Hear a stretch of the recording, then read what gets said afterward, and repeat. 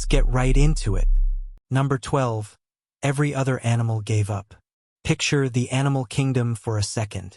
Lions, elephants, dogs, chimpanzees, our closest genetic cousins, who share about 98.7% of our DNA. These animals feel pain. They feel fear. They bond with their families. They grieve. Scientists have watched elephants stand over the body of a dead calf for days. They've watched primates go visibly quiet after losing a companion. They've watched dogs sit by their owner's grave like they're auditioning for a sad movie nobody asked for. And yet, none of them cry. Not the way you do.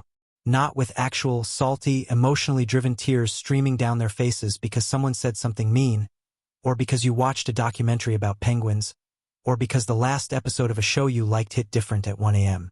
All mammals produce tears. That part's not unique. Tears exist across the animal kingdom as a biological lubricant. Your eye is basically a machine, and like any machine, it needs oil.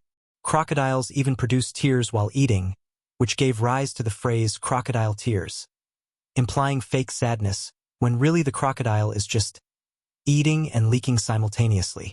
Very unbothered. Very efficient. But emotional crying, the kind where your internal experience directly triggers a waterfall from your eyeballs, that appears to be a human exclusive. And scientists are genuinely baffled by this.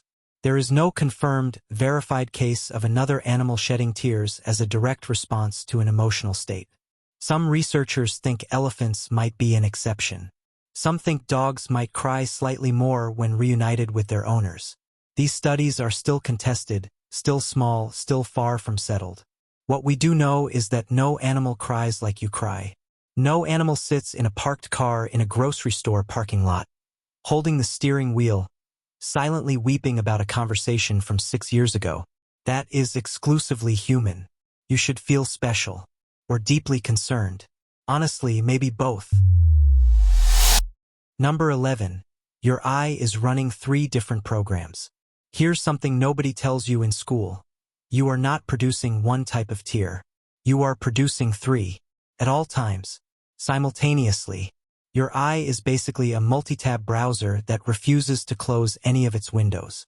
The first type is called basal tears. These are the quiet, maintenance tears. Constantly produced, constantly coating the surface of your eye, keeping everything lubricated and protected. You don't notice them. They don't have a dramatic moment. They are just silently doing their job, which is more than can be said for several people you've worked with. The second type is reflex tears. These kick in when something irritates your eye. Smoke, dust, onion vapors, an unfortunately timed splash of something. These tears exist to flush out the irritant and protect the cornea. They're fast, they're reactive, and they have absolutely nothing to do with your feelings. Your eye doesn't know you're sad when you're chopping onions. It just knows something is chemically attacking it and it is responding accordingly. Then there's the third type, the interesting one, the one that makes humans weird. These are psychic tears, also called emotional tears, and they are chemically different from the other 2. Not just slightly different. Meaningfully, measurably different. Emotional tears contain higher levels of stress hormones, specifically ACTH and leucine-enkephalin, which is an endorphin. They also contain prolactin, the same hormone involved in producing breast milk. Your emotional tears are, quite literally, carrying stress chemicals out of your body. Crying isn't just a performance of sadness. It is a biological stress relief mechanism that your body uses to physically expel the hormonal byproduct of emotional overload. So the next time someone tells you to stop crying and just calm down, you can explain very calmly with excellent posture that you are actually engaging in one of the most sophisticated neurobiological self-regulation behaviors in the entire animal kingdom. You're not falling apart. You're optimizing. Number 10. The evolutionary backstory nobody agrees on. Science loves a good origin story. Unfortunately, when it comes to emotional crying, science has been arguing about the origin story for roughly 200 years and has yet to reach a satisfying conclusion. Everyone has a theory. Nobody has a trophy. The oldest and most intuitive theory is the social signaling hypothesis. This one says emotional tears evolved as a communication tool, a visible, undeniable signal to the people around you that you are in distress and need help. Think about it from a survival standpoint. Early humans lived in groups. Groups depended on cooperation. If you were hurt, terrified, or overwhelmed, and you needed to communicate that without words, especially to someone across a fire or in low light or in a noisy environment, a face contorted in crying is extremely hard to misread. Tears are a beacon. They say, without ambiguity, something is wrong with this person. Help them or at least acknowledge them. And there's something interesting buried in that idea. Tears are one of the few human signals that are genuinely difficult to fake convincingly. You can force a smile. You can fake laughter. But producing real, flowing emotional tears on demand, with the full facial expression and the shaking breath and the whole performance, that's hard to manufacture without actually feeling something. Which means tears may have evolved partly as an honest signal. A signal your body sends that your social group can trust, because it's costly to produce and therefore unlikely to be faked for no reason. There's also the vulnerability theory, which is a more specific extension of the social idea. Crying obscures your vision. Tears blur your eyesight. Your face does things that make you look less threatening, more childlike, more open. If you're crying in front of someone, you are biologically, physically, making yourself vulnerable to them. You are literally impairing your own ability to see danger.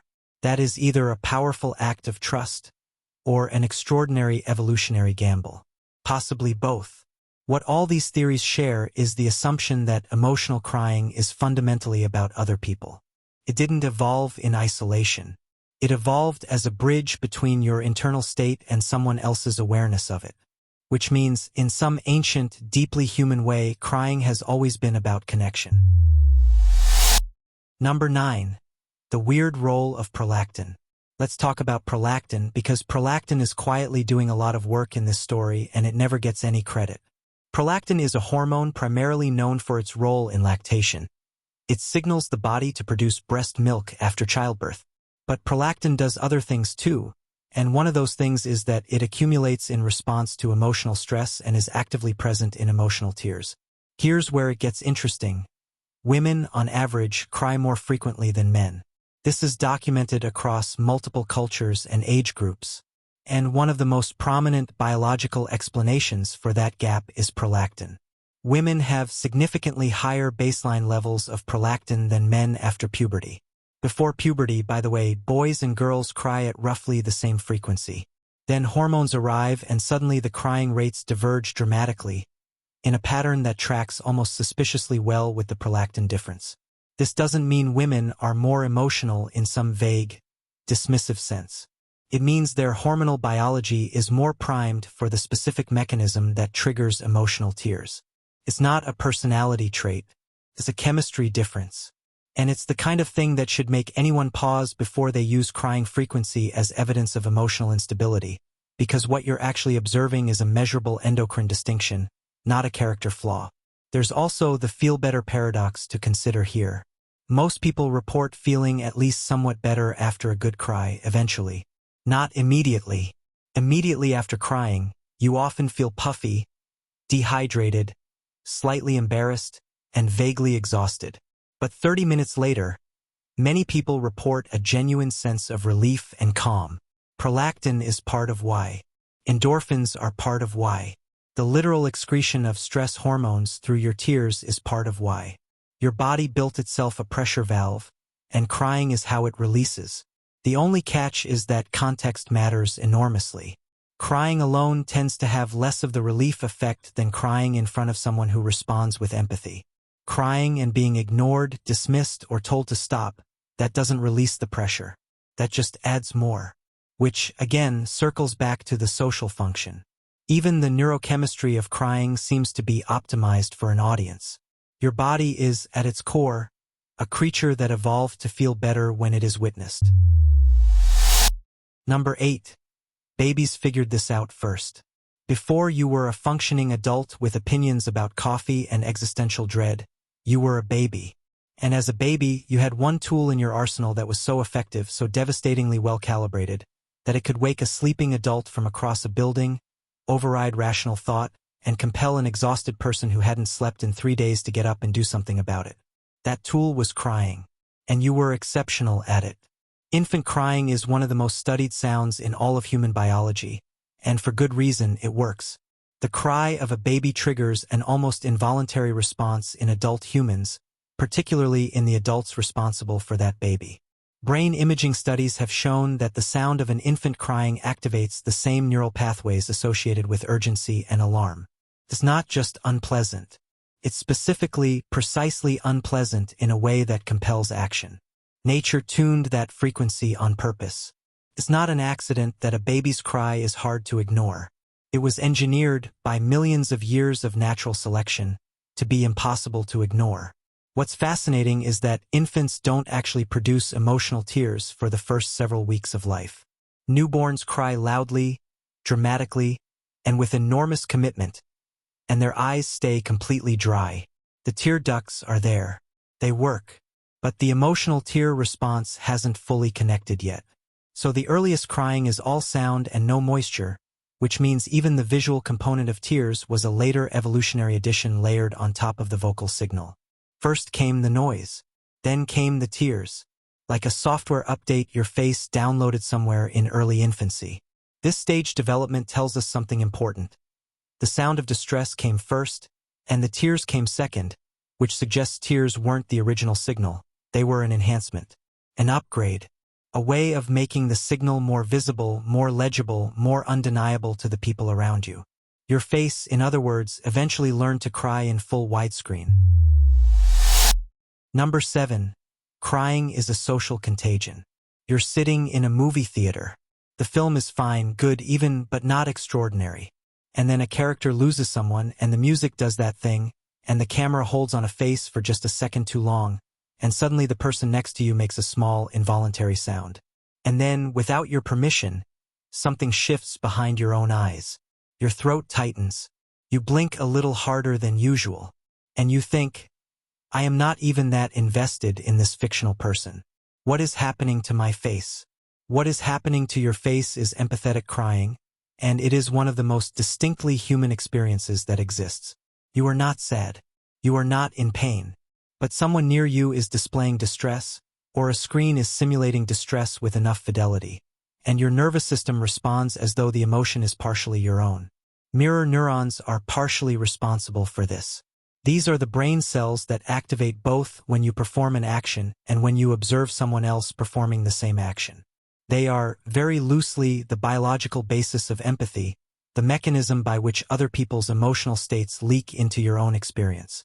Crying is socially contagious in a way that almost no other physiological response is. You don't sneeze because someone near you sneezes with great emotional sincerity. You don't sweat because a character in a film is sweating. But you will, with a meaningful degree of reliability, feel the pull of tears when someone near you is genuinely crying, especially if you care about them, and especially if the environment gives you permission to feel things openly. This contagion effect also explains why people cry more easily in groups than alone. Communal crying, at funerals, at concerts, at sporting events, even in movie theaters full of strangers, creates a kind of emotional permission structure. Everyone around you is feeling something, and the social pressure to suppress it drops, and suddenly your threshold for tears lowers dramatically. You were always going to feel something. The group just gave you somewhere to put it. Basically, your nervous system watched someone else fall apart and said, that looks relevant, I'll take some of that. Number 6. The cultures that cry differently. Here's something that should fundamentally challenge the idea that crying is purely biological and therefore universal. The frequency, context, and social meaning of crying varies enormously across cultures. Not slightly, enormously. Researchers who study crying across different countries, and yes, this is a real field of study, and yes, those researchers have seen things, have found that people in more individualistic, wealthy, and democratically open societies tend to cry more frequently and report crying as more cathartic. Countries like the United States, Australia, and several northern European nations consistently top the charts for self-reported crying frequency. Meanwhile, people in many Asian, African, and Latin American cultures report crying far less often. Not because they feel less, but because the social scripts around emotional display are fundamentally different. In some cultures, crying in public is considered a profound sign of weakness or poor self-regulation. In others, it is a respected and expected form of communal grief. In some religious traditions, ritual weeping is an act of devotion. In others, emotional restraint is the spiritual ideal. Japan has a concept called rueikatsu, literally tear-seeking, where people deliberately watch sad films or attend crying clubs specifically to induce cathartic weeping, because daily cultural norms make casual emotional expression uncommon. They built an entire infrastructure for scheduled crying. A calendar appointment for your feelings. Honestly, extremely organized. What this means is that while the biology of crying is universal, the behavior of crying is deeply cultural. When you cry, how much you cry, who you're allowed to cry in front of, and what your crying means to the people watching. All of that is socially constructed and varies wildly depending on where you were born and how you were raised. The tears are the same. The story you tell about them is entirely different. Your biology gave you the hardware. Your culture wrote the operating manual. Number 5. Crying makes you uglier on purpose. Nobody looks good crying. This is a universal truth that transcends culture, age, gender, and bone structure. It doesn't matter how symmetrical your face is or how expensive your skincare routine is. The moment real emotional crying kicks in, your face does things that no photographer would describe as flattering. Your eyes swell. Your nose runs. Your skin blotches. Your mouth opens in strange, irregular shapes. You make sounds that, in any other context, would prompt someone to call for medical assistance. And here's the thing. That's not a flaw.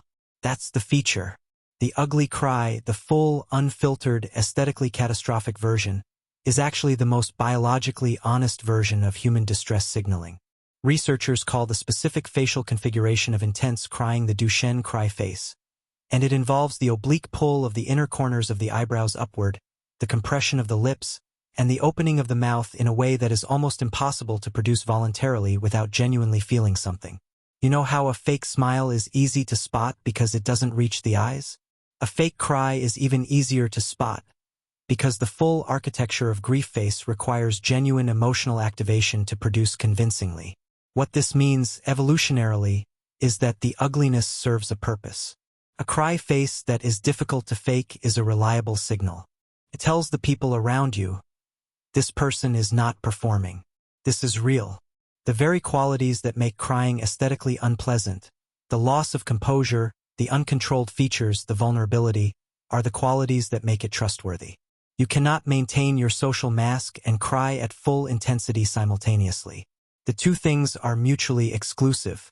Crying, at its most intense, is the complete collapse of the performance you maintain for the rest of the world, which is either deeply liberating or absolutely terrifying, depending entirely on who's in the room. Number 4. The crying and memory connection. Your memory is not a filing cabinet. It is not neutral, organized, or fair. It is a deeply emotional, heavily curated highlight reel that prioritizes experiences based on how strongly you felt them, and crying is one of the most powerful memory encoding events your brain can experience. When you cry in response to an emotional event, your amygdala, the part of your brain responsible for processing intense emotions, is firing at high intensity. And when the amygdala fires hard, it sends a signal to the hippocampus, the memory formation center, essentially saying, whatever is happening right now, save it. Save all of it. Full resolution, no compression. Keep everything. This is why you can remember, in almost cinematic detail, exactly where you were when something made you cry. What the light looked like. What song was playing. What the other person was wearing. What you said that you immediately wished you hadn't. Emotional crying doesn't just mark an experience as important. It physically triggers the neurochemical processes that lock that experience into long-term memory with unusual precision and permanence. This also explains why certain songs, smells, or phrases can trigger tears years after the original event. Your brain encoded that stimulus as emotionally significant, associated it with the crying event, and filed it under a category labeled roughly, handle with care. Years later, the stimulus returns, your brain retrieves the file, and the emotional response comes with it, sometimes before you've even consciously recognized why. You hear 8 notes of a song and your eyes are already reacting before your brain has finished identifying what song it is. You thought you were just listening to music. Your amygdala was running a threat and sentiment assessment on every frequency, checking it against 17 years of archived emotional experiences, and apparently found a match. Your brain is not subtle. It is thorough, it is relentless, and it keeps receipts indefinitely. Number 3. The laughing-crying paradox. At some point in your life, you have laughed so hard that you cried. Or you've cried so hard that it somehow, bewilderingly, crossed over into laughter. The hysterical, slightly unhinged kind that happens at funerals or during arguments or in the middle of a breakdown at 2 in the morning when you've completely lost the thread of which emotion you were originally feeling. Both things happen. Both things are completely real. And both things make perfect neurological sense once you understand that laughter and crying are not opposites. They are neighbors. Both crying and laughter are responses to emotional intensity. Not to specific emotions, to intensity itself. Your nervous system has a kind of overflow valve for situations where the emotional input exceeds what your normal regulatory systems can quietly process, and that valve can open in either direction. Laughter and crying both involve the same basic physiological elements: changes in breathing pattern, loss of fine motor control, activation of the limbic system, and a kind of involuntary release of something that was building up. The direction the release takes depends on the specific context, the specific emotion, and in some cases essentially nothing predictable at all. This is why grief and laughter coexist at wakes and funerals in a way that seems contradictory but actually isn't. It's why you can be laughing so hard at something stupid that actual tears are rolling down your face. It's why the moment a tense argument tips into genuine absurdity, someone might start laughing, and the other person might start crying, and somehow both responses are accurate. The brain isn't malfunctioning when this happens. It's doing exactly what it was built to do, processing more than it can hold quietly, and letting some of it out in the most human way available.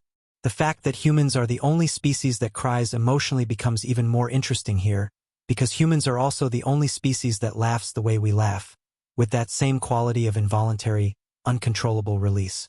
Maybe it's not a coincidence that the species that developed emotional tears also developed the ability to laugh until it cried. Maybe the whole system, tears, laughter, grief, absurdity, is the same underlying machinery, just wearing different faces depending on the day. Number 2. Crying alone is a different animal. There is a specific, particular kind of crying that happens when nobody is watching. No audience. No social context. No one to witness or respond or hand you a tissue with a sympathetic expression. Just you, alone, in a bathroom or a car or a bedroom at an hour of the night that has no business being witnessed by anyone, crying for reasons that may be completely clear or completely inexplicable or somewhere in the murky middle where most real human emotional life actually lives. This kind of crying is behaviorally and neurologically distinct from social crying, and it doesn't get nearly enough serious attention. When you cry in front of others, the social feedback loop activates almost immediately. Someone responds. They adjust their expression. They move toward you or say something or at minimum acknowledge that something is happening. And that response, even a small one, triggers the relief mechanism faster. The stress hormones start clearing. The prolactin does its work. The pressure valve opens efficiently because the social circuit completed. When you cry alone, that circuit doesn't complete in the same way. The signal goes out and there is no response.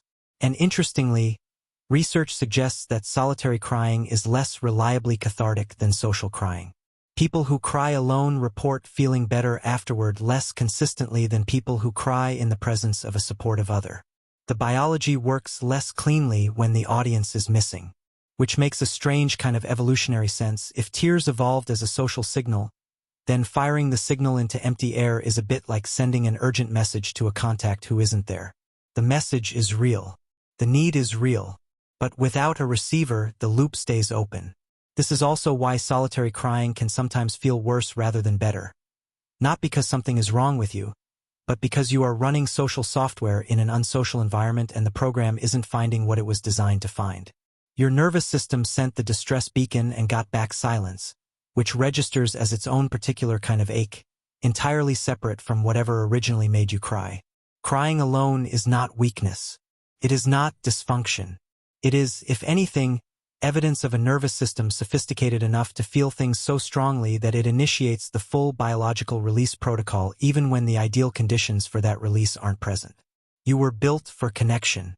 Sometimes you cry because you need it and it isn't there. And your body does the best it can with what it has, which is honestly one of the more quietly heroic things the human organism does on a regular basis. Number 1. The real reason you're the only one. Here is the part of the video where everything circles back, the way all good countdowns eventually do, to the one explanation that ties the weird evolutionary biology, the social signaling, the stress hormones, the ugly cry face, the memory encoding, and the solitary 2 a.m. bathroom floor crying into a single coherent story. The reason humans are the only species that weeps emotionally is not one thing. It is a convergence of things, a perfect, unlikely pile-up of evolutionary pressures that only happened to one animal on this planet, and that animal was you. Humans are, by virtually every biological measure, the most socially dependent large mammal that has ever existed. We are born more helpless than almost any other species. We require years, genuinely years, of intensive care before we can survive independently. We live in complex social groups with hierarchies, relationships, reputations, and emotional histories that span decades. We form bonds that are not just practical but deeply, irrationally, beautifully meaningful to us. We grieve. We celebrate. We feel things about people we have never met and will never meet. We feel things about fictional people who never existed at all. No other animal does all of this simultaneously at this scale with this level of complexity. And the emotional tearing system appears to have evolved precisely in response to that complexity. The more socially intricate your species becomes, the more powerful and reliable your distress signaling needs to be.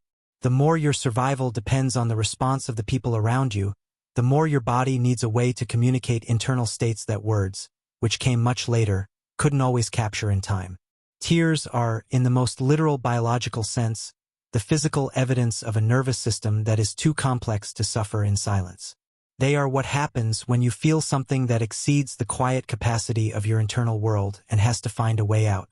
Every other animal manages its distress through behavior: withdrawal, aggression, vocalization, freezing.